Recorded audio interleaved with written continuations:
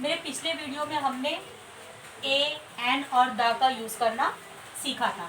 अभी हम उसे एकदम अच्छे से सीख लें, इसलिए मैंने एक एग्जाम्पल लिया हुआ है। ठीक है, यहाँ पर हम वेरी सिंपली देखेंगे कि ए, एन और द का यूज़ एक साथ कैसे करते हैं। अभी सिंपल पहले एक चीज़ मैं आपको बताती हूँ।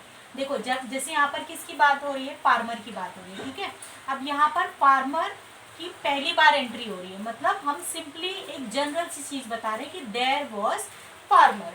तो यहाँ पर जब हम जनरल बात कर रहे हैं, मतलब अभी फार्मर की एंट्री हुई है, तो यहाँ पर हम ए का यूज़ करेंगे। ठीक है, अभी जस्ट फार्मर ने ये स्टोरी में एंट्री की है, तो जब पहली बार हम किसी का यूज़ करते हैं फर्स्ट टाइम, तो वहाँ पर ए का यूज़ करते हैं। ठीक है, अब फार्मर की एंट्री हो चुकी है, तो हम जहाँ पर भी फार्मर के बारे में बात करेंगे तो वहाँ पर हम द लगाएंगे, चाहे जितनी बार फार्मर आएगा या फार्मर की जगह उनके बारे में कुछ और बोला जाएगा, तो वहाँ पर हम हमेशा द का यूज़ करेंगे। जब पहली बार फार्मर की एंट्री होगी तो ही अ का यूज़ करेंगे, बाकी को जितनी बार भी आएगा, एक बार, दो बार, तीन बार, चार बार, जितनी बार भी आएगा वहाँ पर हम हमेशा द का यूज़ करेंगे। अभी देखो, फार्मर की एंट्री हो गई, यहाँ पर हमने ए लगाया, अब ये फार्मर सेकेंड टाइम आया है, तो यहाँ पर हम द का यूज़ करेंगे। ठीक है, there was a farmer, the farmer had a son. अभी सन की एंट्री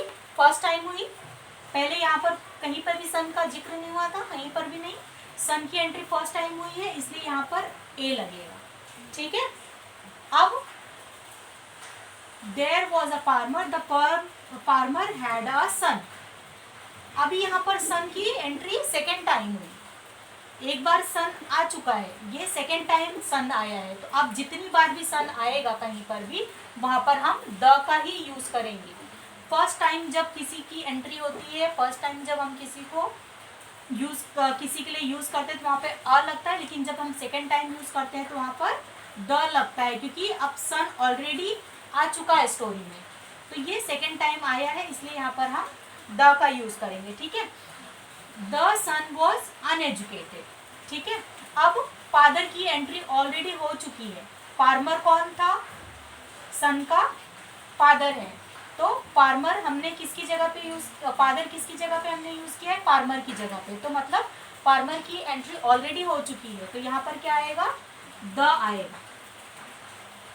ठीक है, फर्स्ट टाइम जब हम यूज करेंगे तो ही अ का यूज करेंगे, बाकी जितनी बार भी फार्मर या फिर उसकी प्लेस पे हम जो भी यूज कर रहे हैं तो वहां पर हमेशा द का यूज करेंगे। ठीक है, the father called a teacher. अभी यहाँ पर टीचर की एंट्री पहली बार हुई है, कहीं भी टीचर का एंट्री यहाँ पर ऊपर नहीं था, फर्स्ट टाइम टीचर की एंट्री हुई है, तो यहाँ पर अ आएगा। क्यों, क्योंकि टीचर की एंट्री फर्स्ट टाइम हुई है। ठीक है, the father called a teacher, the teacher. अभी यहाँ पर टीचर की एंट्री ऑलरेडी हो चुकी है, जब फर्स्ट टाइम एंट्री हुई तो हमने अ लगाया, लेकिन जब सेकेंड टाइम उनकी एंट्री हुई है तो यहाँ पर हम क्या लगाएंगे, द लगाएंगे, द टीचर। ठीक है, अब टीचर जितनी बार भी आएगा वहां पर द लगेगा। जब स्टोरी में किसी की भी एंट्री फर्स्ट टाइम होगी तो वहां पर अ लगेगा, लेकिन उसके बाद वो जितनी बार भी रिपीट होगा, जितनी बार भी आएगा वहां पर हम द का यूज करेंगे। ठीक है, द टीचर गेव। अभी यहाँ पर इंग्लिश का ई आ गया। ठीक है, ये वावल्स का ई आ गया, तो यहाँ पर हम क्या यूज करेंगे, मैंने आपको बताया है कि जहाँ पर ए, ई, आई, ओ, यू रहता है वहां पर ए, एन का यूज करते हैं, तो यहाँ पर इंग्लिश के साथ हम ए, एन वावल का यूज करेंगे। ठीक है, gave an English sentence to, यहाँ पर द आएगा। क्यों, क्योंकि सन की जगह पे बॉय लिया गया है। ठीक है, तो सन की एंट्री ऑलरेडी हो चुकी है, अब हमने सन की जगह पे यहाँ पर बॉय का यूज किया है, पर बात तो सन की हो रही है ना, तो सन तो ऑलरेडी एंटर कर चुका है हमारी स्टोरी में, तो यहाँ पर द आएगा। ठीक है, टू द बॉय। फिर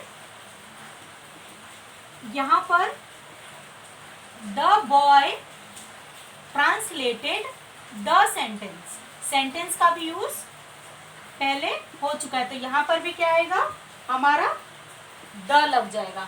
तो हमेशा याद रखना है कि जब हम किसी भी नाउन को पहली बार यूज करते हैं तो वहाँ पर ए लगता है, और जब वही नाउन सेकेंड टाइम आता है तो हम द का यूज़ करते हैं। हमेशा हमें याद रखना है, इसलिए कि जब हम कभी भी फर्स्ट टाइम जब हमारा नाउन एंटर करता है तो ए का यूज़ करते हैं, फिर कितनी बार भी आएगा तो हम हमेशा द का यूज़ करेंगे। जहाँ पर भी हमारे वावल्स होंगे वहाँ पे ए एन का यूज़ होगा। ठीक है, होप अब आपको अच्छे से आर्टिकल्स का यूज़ करना आ गया होगा। मुझे जहाँ तक समझ में आ रहा है कि आप लोग ने अभी तक ये तीनों आर्टिकल्स को अच्छे से समझ लिया होगा, ए एन द को।